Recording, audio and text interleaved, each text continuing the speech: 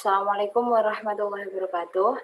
Di video pembelajaran kali ini kita akan belajar mengenai konsep pasar dan terbentuknya harga pasar dalam perekonomian. Langsung saja kita buka PowerPoint-nya.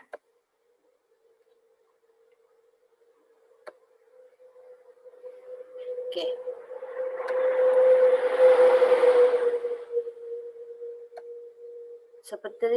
Seperti yang terlihat di judulnya yaitu konsep pasar dan terbentuknya harga pasar dalam perekonomian.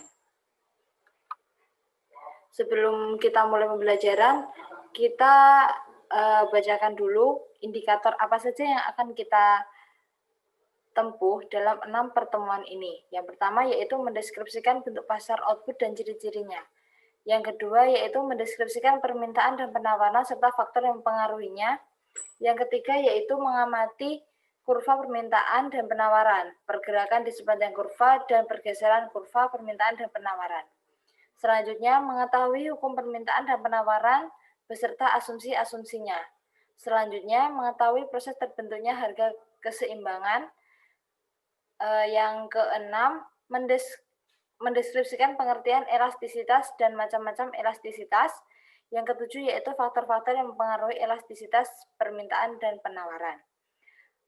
Di pertemuan pertama kita kali ini, kita akan membahas mengenai mendeskripsikan bentuk pasar output dan ciri-cirinya, serta mendeskripsikan permintaan dan penawaran, serta faktor yang mempengaruhinya. Langsung saja kita masuk ke materi. Pengertian pasar barang output. Mungkin teman-teman sebelum belajar pasar barang output sudah mengetahui apa saja itu pasar barang input ya.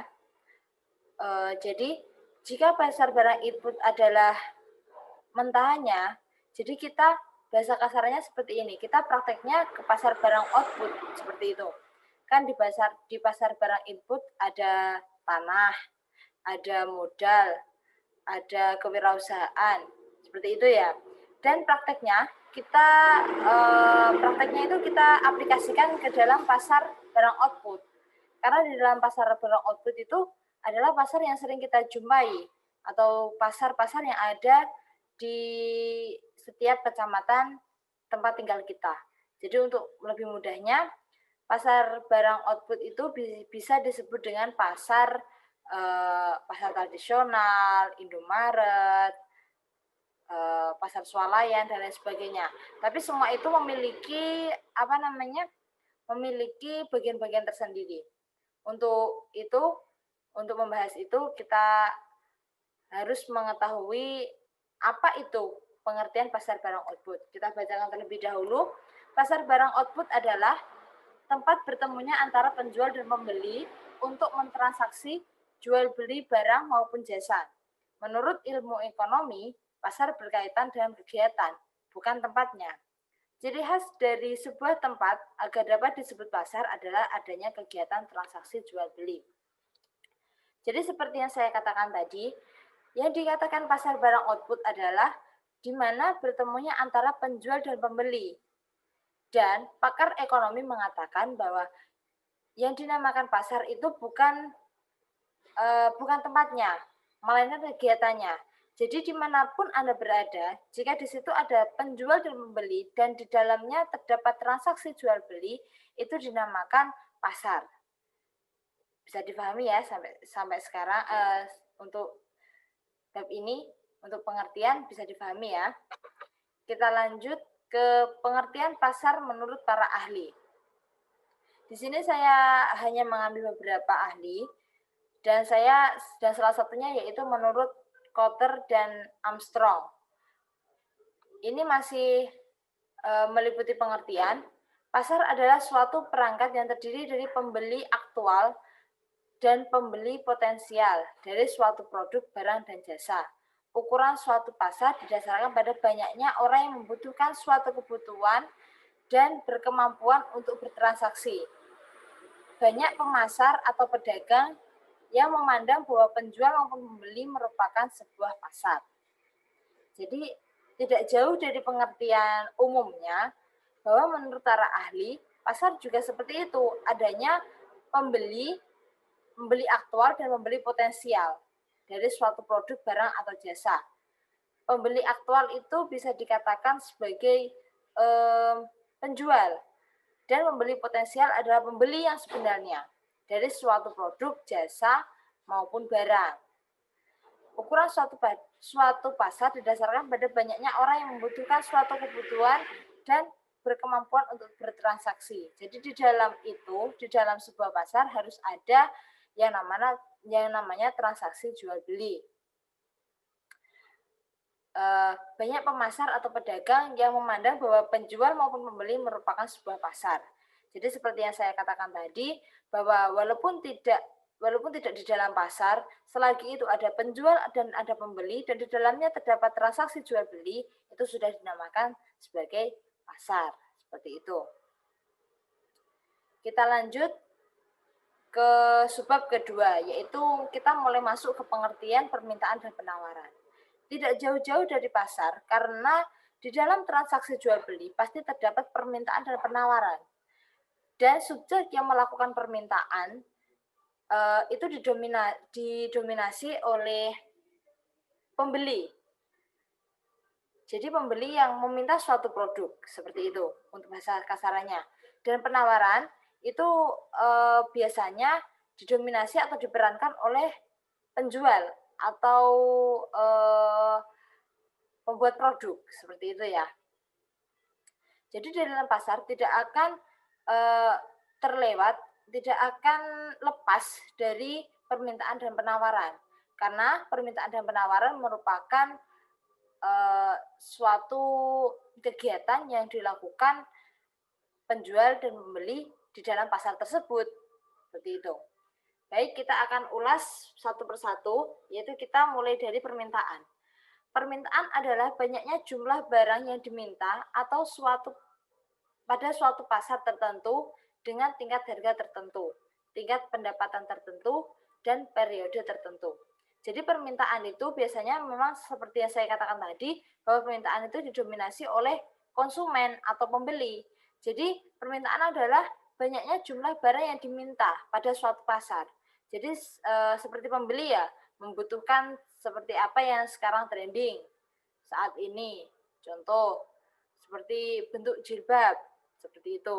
Jadi produsen pun harus mengikuti permintaan dari pembeli atau konsumen. Kita menyesuaikan apa yang saat ini laku, seperti itu. Suatu pasar dengan tingkat harga tertentu, karena seorang pembeli berhak menentukan harga. Terus tingkat pendapatan tertentu dan dalam periode tertentu. Maksud dalam tingkat pendapatan tertentu yaitu tingkat pendapatan maksudnya ya apa? Mayoritas seorang pembeli itu ingin membeli pendapatan, berarti kita ambil sebagai penjual, sebagai produsen kita ambil mayoritas pendapatan. Jadi tidak terlalu mahal, tidak terlalu murah. Jadi kita ambil di tengah-tengahnya, seperti itu ya untuk pendapatan, dan dalam periode tertentu yaitu maksudnya yaitu sesuai zaman, sesuai apa yang sedang viral, untuk bahasa sekarang ya, viral atau sedang booming saat ini. Seperti itu untuk periodenya. Selanjutnya itu penawaran. Penawaran adalah sejumlah barang atau jasa yang ditawarkan oleh penjual atau produsen pada berbagai tingkat harga dan waktu tertentu. Tadi sudah saya sampaikan bahwa penawaran ini lebih condong atau dominan ke produsen atau penjual, karena penawaran ini sifatnya menawarkan. Jadi kita sebagai penjual harus selalu menawarkan produk yang kita jual. Jika kita diam saja, bagaimana konsumen bisa mengetahui barang yang kita jual, seperti itu, dengan tingkat harga dan dalam waktu tertentu. Itu sudah bisa dipahami ya untuk pengertian permintaan dan penawaran. Kita lanjut, yaitu faktor yang mempengaruhi permintaan dan penawaran. Kita bahas yang pertama, yaitu faktor-faktor yang mempengaruhi permintaan. Kualitas. Pasti setiap pembeli itu melihat kualitas. Selain melihat harga, dia juga melihat kualitas. Jika kualitasnya buruk, maka pembeli pun akan tidak tertarik dengan barang tersebut. Jadi kita sebagai produsen harus kualitas menjadi utama, seperti itu. Selanjutnya yaitu keinginan konsumen. Permintaan sesuai dengan keinginan konsumen. Benar, karena yang mendominasi permintaan adalah konsumen. Jadi kita produsen hanya mengikuti apa yang diminta oleh konsumen, seperti itu. Kita mengikuti apa yang diinginkan atau apa yang sedang booming atau viral saat ini. Dan ramalan masa depan. Maksudnya ramalan masa depan yaitu kita lihat masa depan. Bukan masa depan gini-gini. Kita lihat masa depan, maksudnya kita lihat masa depan, pemasaran masa depan. Seperti itu. Maksudnya pemasaran masa depan. Jadi apa yang akan laku di masa depan, kita persiapkan mulai saat ini. Seperti itu, permintaan. Jadi ramalan masa depan ini bisa menjadi faktor yang mempengaruhi permintaan maupun penawaran. Di permintaan, seorang konsumen akan melihat ramalan masa depan, apa yang akan menjadi trending di masa depan, seperti itu. Kalau di faktor penawaran, ramalan masa depan ini menjadi pemikiran produsen untuk menciptakan produk-produk yang akan laku di masa depan, seperti itu.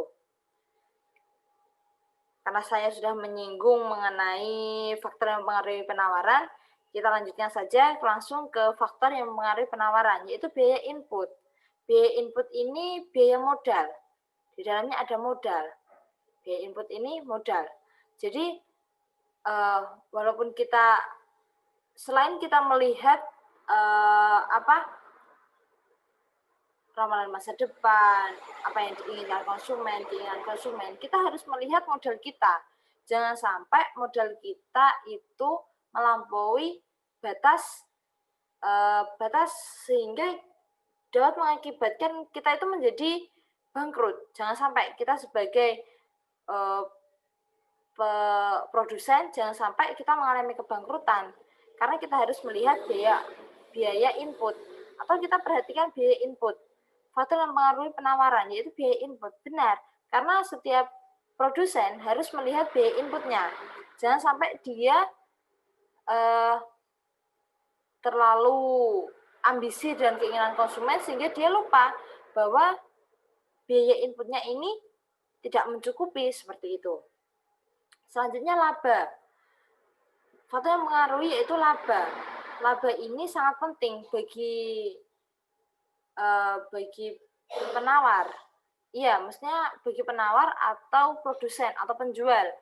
Karena laba ini menjadi hal atau tujuan utama bagi penjual. Seperti itu. Dan harapan masa depan seperti yang saya singgung tadi, jadi sebagai penawar kita harus melihat masa depan, produk apa yang akan laku di masa depan, seperti itu. Ya, ternyata sudah selesai. Jadi cukup untuk pembelajaran kita kali ini. Semoga apa yang kita pelajari dapat bermanfaat. Saya tutup. Apabila ada salah kata, mohon dimaafkan. Wassalamualaikum warahmatullahi wabarakatuh.